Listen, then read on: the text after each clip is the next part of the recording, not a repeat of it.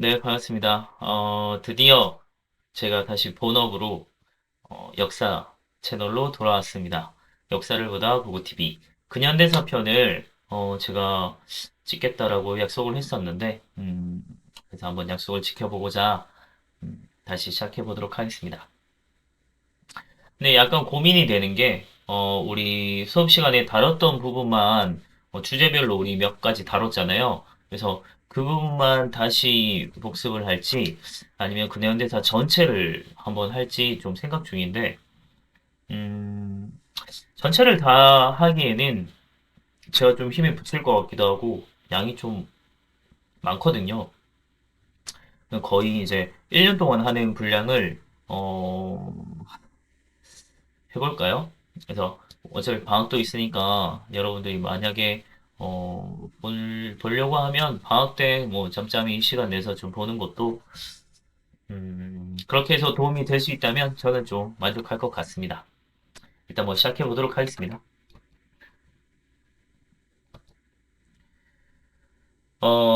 첫 번째 이제 원래 이제 우리가 지금은 교과서가 좀 개정이 되면서 좀 바뀌었지만 근현대사 원래 수업만 하게 되면 요 근대국가 수립운동이라는 타이틀로 이제 처음 단원이 나옵니다.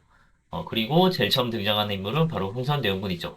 흥선대원군 같은 경우는 우리가 수업 시간 때도 다루긴 했는데 1860년대 어쩌면 우리나라 역사에서 가장 중요할 수도 있는 시기가 바로 요 시기라고 수업 때도 얘기했었는데, 그러니까 우리가 요때 음, 개항을 빠르게 하고 빠르게 근대화를 추진하느냐, 아니면 어, 꽁꽁 걸어 잠그고 나라를 그러니까 지킬 것인가 그런 기로에 있던 되게 위기의 순간이기도 했고 그리고 또 이제 기회의 순간이기도 했던 그런 시기인데 그때 딱 집권했던 사람이 바로 흥선대원군이었고 물론 이제 왕은 자기 아들이었던 고종인데 고종이 어린 나이 한 12살쯤 이제 왕위를 잡았기 때문에 22살 그래서 한 10년간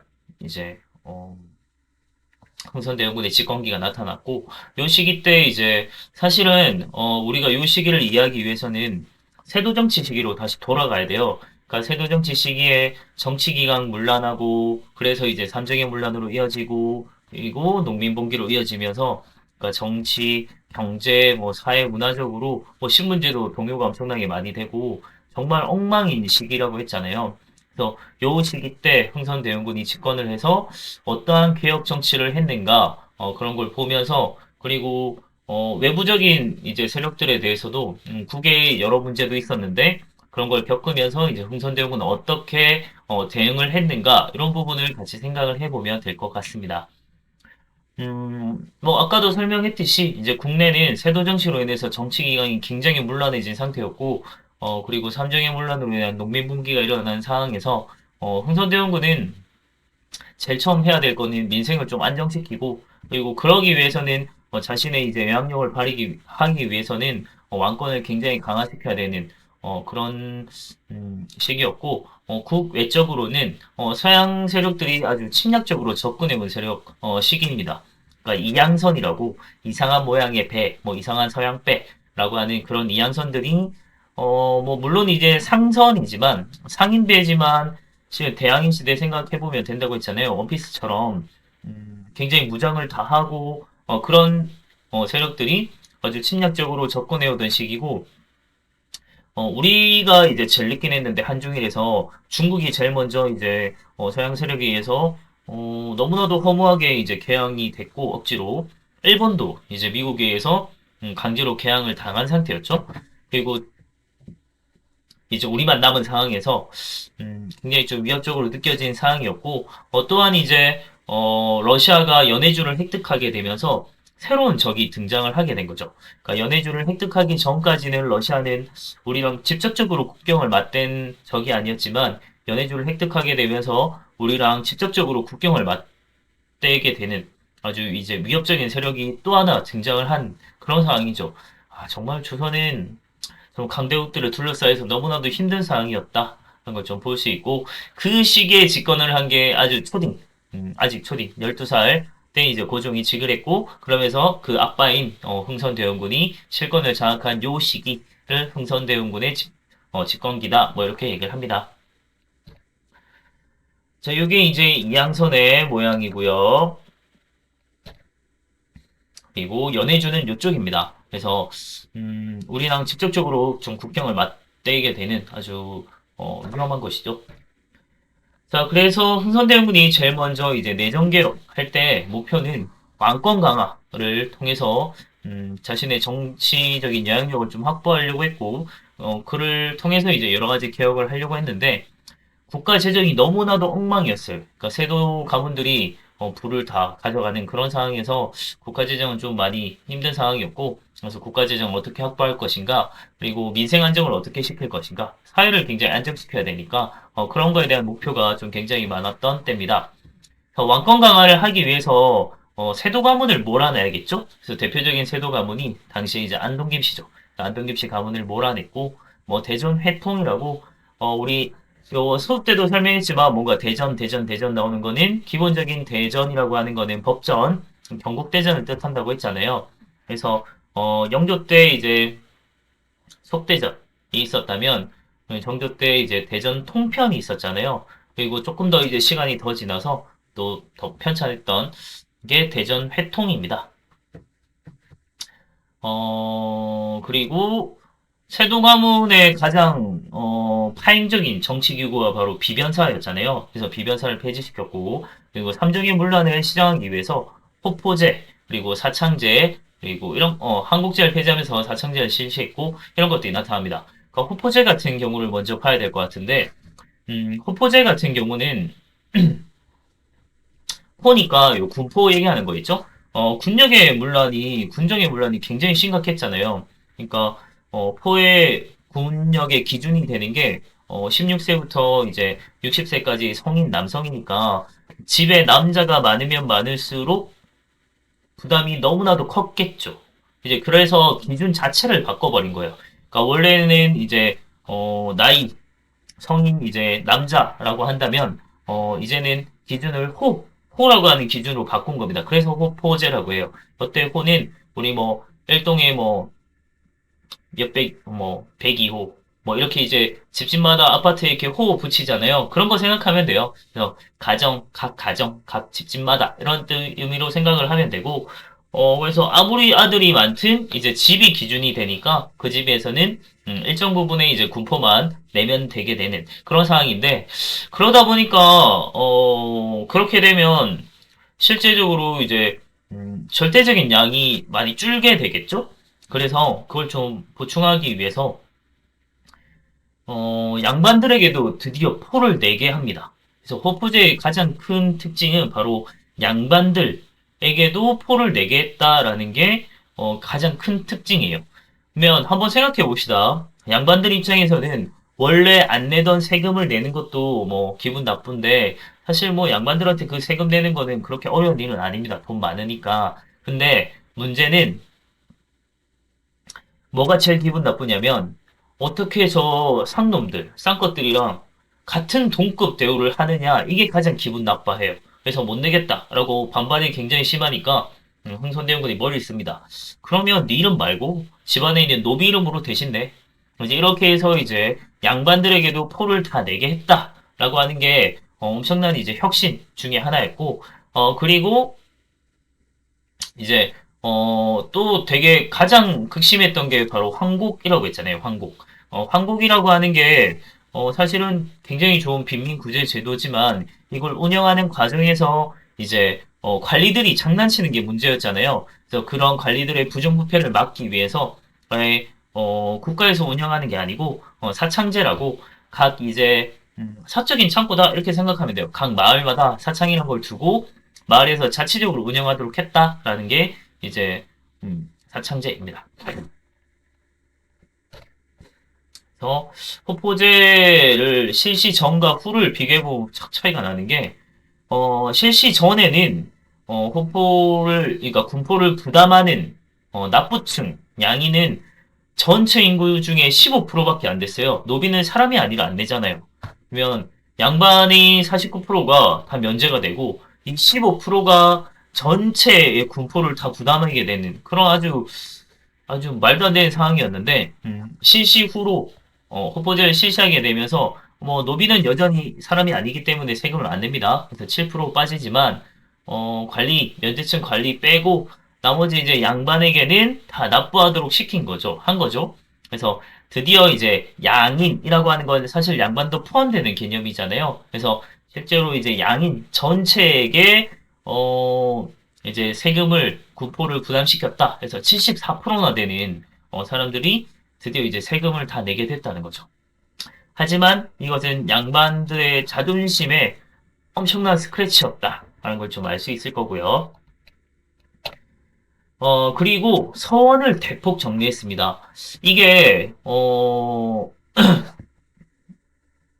국가 재정과도 좀 굉장히 관련 있고, 좀 생각을 해봐야 되는 게, 서원이라는 게 아마 기억날 겁니다. 서원은, 원래는 교육과 제사, 그러니까 후진양성도 하고, 그리고 제사도 지내고 하는 그런 사당 같은 개념의, 또 후진양성하는 교육의 개념이 합쳐진 개념이죠. 그래서, 사림들의 뭐 지지 기반이다, 세력 기반이다, 이런 얘기 할 정도로 서원은 굉장히 중요한 애들 중에 하나인데, 문제는 서원이 갖고 있는 땅이 있어요, 땅. 그걸 이제 서원전이라고 있어요, 밭전자. 근데 이 서원전이 가장 엄청난 특혜가 뭐냐면 면세와 면역이 돼요. 그러니까 세금도 안 내도 되고 여기는 어, 여기에 해당되면 역도 내지 않아도 되는 겁니다. 그러니까 모든 세금이 다 면제된다라고 생각을 하면 돼요. 자, 그러다 보니까 서원전이 많으면 많을수록 사실 나라에서 세금을 거둘 수 있는 땅이 줄어들겠죠? 그것도 굉장히 큰 문제인데 만약 농민 입장에서 한번 생각해 봅시다. 농민 입장에서 자기는 뼈 빠지게 세금 다 내고 있는데 서원전에 노비로 들어가면 세금을 안 낼 수 있어요. 그리고 서원전은 좀 먹고 살만한 것 같아요. 그래서 어차피 세금도 안 떼고 이러니까 서원전에 노비로 들어가는 경우가 굉장히 많았대요. 자발적으로. 그러면 이게 또 악순환이죠. 그만큼 또 세금을 내는 일반 농민들이 줄어버리는 거고 상민들이. 그러면 더 많은 상민들이 또 이 세금 부담에 시달리게 되는 상황이 나타나죠. 네, 그런 서원을 전국에 한 600여 개 넘게 있었는데 이걸 싹 정리하고 한 47개 정도만. 전체는 다 정리하지 못했습니다. 그래서 대폭 정리하면서 국가의 재정 부담을 좀 줄이고자 했다라는 걸 좀 볼 수 있고 그리고 이제 왕권 강화와 가장 관련이 있는 게 바로 이 경복궁이라고 하는 건데 경복궁 아마 가본 적 있을 겁니다. 경복궁이 사실은 저도 이제 경복궁을 가봤고 전 한여름에 경복궁을 이제 답사를 다닌다고 막 다니다 보니까 근데 진짜 넓은데 땡볕에 막 돌아다니는 게 너무 힘들었거든요. 그래서, 크다. 진짜 크구나라는 걸 생각했는데, 실제 경복궁, 지금 남아있는 경복궁은, 실제 경복궁이 한 4분의 1 정도밖에 안 된다고 해요.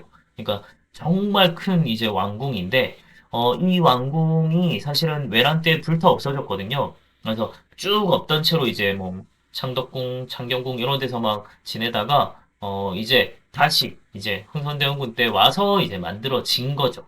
그게 아직까지 이어지고 있는 건데, 요게 이제, 요 당시로서는 정말 최악의, 정책 중에 하나였고, 지금 우리 입장에서 본다면, 후손의 입장에서 본다면, 요때 경복궁 안 만들었으면, 어쩌면 우리가 지금 경복궁을 못 봤을 수도 있겠다라는 생각이 들 정도로 굉장히 중요한 업적 중에 하나이기도 해요.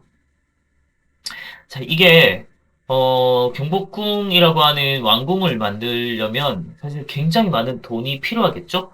근데, 국가 재정이 너무 부족했어요. 그래서, 처음에 생각한 것은, 그러면 좀 잘 사는 양반들한테 기부금을 받으면 되겠다라고 생각을 한 게 원납전이에요. 그러니까 원납전은 원에서 납부하는 돈이다, 이런 뜻이에요. 그러니까 기부금이란 뜻인데, 징수라고 하는 걸 좀 우리가 볼 필요가 있어요. 앞으로 이제 여러분들 공부를 할 때 단어를 보면 어떤 단어를 쓰냐에 따라 의미를 좀 파악할 수 있으면 아주 좋습니다.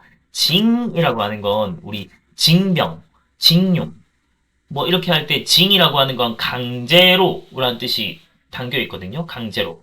그러니까 징수는 강제로 거뒀다라는 겁니다. 거둘 숫자. 그러니까 강제로 기부금을 받은 거예요. 양반 입장에서 왕궁 짓는데 돈 내라니까 내가 왜 내? 그래서 버티는 거예요. 그러니까 홍순대원군이 그냥 강제로 다 기부금을 거둔 거죠. 그게 원납전 징수나로가 나타난 거고 그래도 돈이 부족합니다. 근데 나라가 갖고 있는 엄청난 권한 중에 하나가 돈을 찍어낼 수 있는 거죠. 돈을. 근데 이게 정말 저는 최악의 경제정책이지 않았을까 싶은데, 그냥 화폐 자체를 많이 찍어내는 것도 사실 경제에는 굉장히 치명타거든요. 근데 그냥 일반적인 화폐 가치의 돈을 찍어내기에는 돈이 많이 부족했던 거예요. 그래서 당백전이라고, 당시 이제 조선의 원래 기본 화폐는 상평통보입니다. 그러니까 그 상평통보에 100배에 해당하는 돈을 찍어낸 거예요. 그게 당백전이에요. 그래서 진짜 우리 경제 배워봤을 겁니다. 2학년 때. 경제 뭐, 안 배웠더라도 상식적으로 생각해 볼 수 있는 게, 어느 날 갑자기, 화폐 가치가 100배에 해당하는 화폐 가치가, 화폐 단위가 생겨났어요.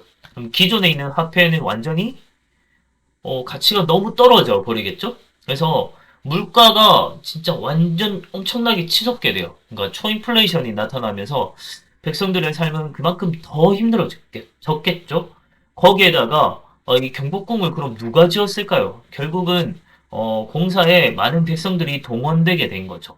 요역이라고 해서. 그래서 너무나도 진짜 힘들었던 것 중에 하나. 대토목공사라고 하는 게 돈도 많이 들고 참 많은 노동력을 필요로 하니까 그렇다고 제대로 임금을 주고 하고 이러면 되는데 그런 것도 아니다 보니까 너무나도 백성들에게는 굉장히 고통스러운 최악의 정책이 바로 이 경복궁이었다는 걸 볼 수 있고 또한 그러면 이제 뭐 백성만 불만이 있었느냐? 아니죠. 양반도 이미 이제 원납전 때문에 이미 마음 상해 있었는데 경복궁 가보면 알겠지만 우리 궁궐들은 전부 나무잖아요. 나무. 근데 나무 막 다 베어다 쓰다 보니까 나무가 부족해요. 근데 마침 경기도 요 인근에 아주 좋은 나무들이 굉장히 많이 있었습니다. 어디 있냐면 묘지림이라고 해서 묘지. 그러니까 묘지림이라고 하는 거는 조상들이 이제 무덤을 다 만드는데 당시 조선에서는 다 무덤 만들었으니까 근데 무덤을 그냥 눈에 이렇게 딱 보이게 해두는 게 아니고 그걸 이제 주위에 나무를 심어서 이걸 가려둬요. 요걸 이제 묘지림이라고 해요. 근데 그 나무들이 다 좋은 나무들이었겠죠? 그런 걸 싹 빼어갑니다. 궁궐 짓는데. 그런 것 때문에 이제 양반들도 굉장히 불만이 컸던 게 이 경복궁이다. 하는 걸 좀 볼 수 있을 거고. 네, 잘 만들었어요. 전 경복궁 좋더라고요. 멋있죠. 경회루. 그리고 국외 세력, 국외 이제 문제를 한번 보면 서양 세력들이 이제 침투해 온다고 했잖아요. 대표적인 사건이 이제 병인 양요 그리고 신미 양요 이렇게 볼 수 있는데 이게 뭐 중간 과정이 조금씩 다 있어요. 그러니까 원인도 잘 파악을 해야 되고 결과가 어떤지 이런 거 같이 받으면 아주 좋은데 기본적으로 병인 양료는 프랑스, 신미 양료는 미국, 그래서 병프, 신미 이렇게 부릅니다. 일단은 병인 양료의 원인은 병인 박해예요. 그러니까 1866년에 초부터 시작해서 사실 박해는 굉장히 오랫동안 있어 왔습니다. 네, 요게 진짜 엄청 끔찍한 사건이 있었어요. 좀 프랑스인 신부가 한 9명 있었고, 조선인 이제 신도들이 굉장히 많이 잡혔어요. 요 박해를 하면서 한 6천여 명 정도 잡혔는데, 이 사람들을 전부 다 잡아다가 처형시켜버려요. 그래서 그 처형시킨 장소가 절두산이라고 서울의 마포구에 가면 아직도 이제 지명이 남아 있습니다. 그럴 정도로 굉장히 끔찍했던, 처형 사건이 있었는데, 요걸 구실로 삼아서 이제 프랑스가 강화도로 이제 쳐들어왔습니다. 앞으로 보면 다 강화도예요. 왜 강화도냐? 강화도를 배 타고 들어오면 한강 따라 서울까지 들어갈 수 있어요. 그래서 강화도로 우리가 굉장히 많이 침략을 방했다라는 걸 볼 수 있고요. 이때 뭐 양원수 부대가 뭐 정족 산성에서 아주 처절하게 막아냈죠. 근데 프랑스군이 그냥 돌아간 것이 아니고 외교 장각을 막 불태우면서 엄청나게 많은 음, 서적들이 다 불타 없어졌고 문화재도 또 약탈해가요 훔쳐가기도 했거든요. 그때 한 200건 넘게 297건인가 훔쳐가거든요. 그 중에 가장 유명한 게 바로 왕실 의궤 이런 게 있죠. 그래서 의궤나 이런 것들 그때 없어졌다가 지금은 이제 우리나라에 돌아는 와 있는데 돌려준 게 아니고 대여했습니다. 대여. 우리 건데 프랑스한테 우리가 빌렸어요. 또 그냥 빌린 건 아니고 좀 약간 정치적으로 프랑스가 우리랑 좀 딜을 했습니다. 네, 그리고 이제 신미양요 같은 경우는 마찬가지로 이제 1866년에 미국이 제너럴 쇼무노라는 상선이 이제 평양을 이제 대동강을 거슬러서 평양으로 한번 쳐들어왔다가 막 행패 부리다가 불타서 이제 쫓겨났던 대피했던 사건이 한번 있어요. 쇼무노. 근데 요걸 구실로 해서 5년 후에 이제 미국이 요걸 알게 되면서 쳐들어왔던 게 신미양요인데 그때는 이제 어제현 부대가 광성부에서 아주 격렬히 저항을 하면서 물리쳤고요.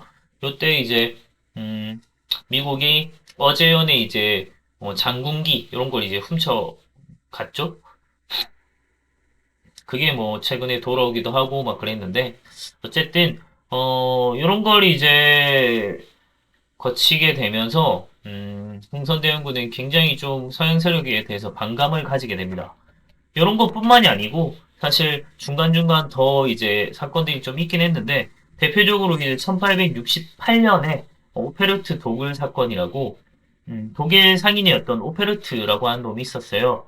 근데 얘가 처음에 이제 흥선대원군한테 우리 통상합시다, 상거래합시다라고 요구했는데 들어주지 않으니까 아주 기발한 생각을 해요. 뭐 당시 이제 흥선대원군의 아버지는 돌아가셔서 음, 묘가 있었거든요. 그 남영군이라는 사람입니다. 이제 남영군의 이 묘를 파가지고 그 시체 유골 가지고 이제 흥선대원군이랑 딜을 하려고 했던 거죠. 그래서 그런 목적으로 이제 도구를 하다가 이제 걸려서 결국은 이제 실패해서 미수에 그쳤던 사건이기도 한데 어쨌든 요런 과정을 거치면서 흥선대원군이 이제 서양 세력에 대해서 사람처럼 취급을 안 하고 약간 짐승처럼 취급하지 않았나 싶어요. 그래서 조상도 모르고 뭐 좀 예의도 없고 뭐 이런 식으로 좀 생각을 했겠죠. 당시 조선시대면 더더욱. 그래서 서양 세력들에 대해서 굉장히 반감을 가지게 됐고 그러면서 이제 이 서양 세력과는 대화조차 하지 않겠다. 그래서 대화를 배척하는 비석이라고 하는 척합이라고 하는 걸 건립하기도 합니다. 요걸 이제 통상수교 거부 정책이라고도 하고 나라를 걸어 잠궜다라는 뜻으로 이제 세국 정책이다라고 하기도 합니다. 자, 이게 척합인데요. 양이침범, 비전죽화, 주화매국이라고 해서 서양 오랑캐가 침입하는데 싸우지 않으면 화친하자는 것이니 화친을 주장하면 나라를 파는 것이다 할 정도로 서양 세력과 대화하자 이것만 얘기해도 매국이다 라고 할 정도로 서양 세력에 대해서 굉장히 반감을 가지고 있는 모습을 볼 수 있습니다. 이걸 전국에 막 많이 만들어 뒀어요. 그 중에 하나가 뭐 기장에도 있고 곳곳에 우리 이 척화비를 볼 수 있습니다. 요게 제가 직접 찍어 왔던 건데, 요게 그 기장에 가면 대변항이라고, 어, 대변항 바로 앞에, 원래는 대변초등학교였는데 이름을 바꿨어요. 용암초등학교라고. 애들이 하도 이제 민원을 넣어서, 용암초등학교로 바꿨는데, 대변이나 용암이나 좀 크게 뭐 썩 차이 안 나는 것 같긴 한데, 근데 대변보다는 조금 덜 그렇죠. 그래서, 요 딱, 용암초등학교 딱 정문에 가면, 바로 이게 있어요. 척하비가 딱 있습니다. 이거 제가 직접 찍어 온 거. 아, 이거는 뭐 넘어가도 될 것 같습니다. 일단 여기까지 하죠. 아, 피곤하네요. 다음 시간에 이제 강화도 조약을 한번 보도록 하겠습니다.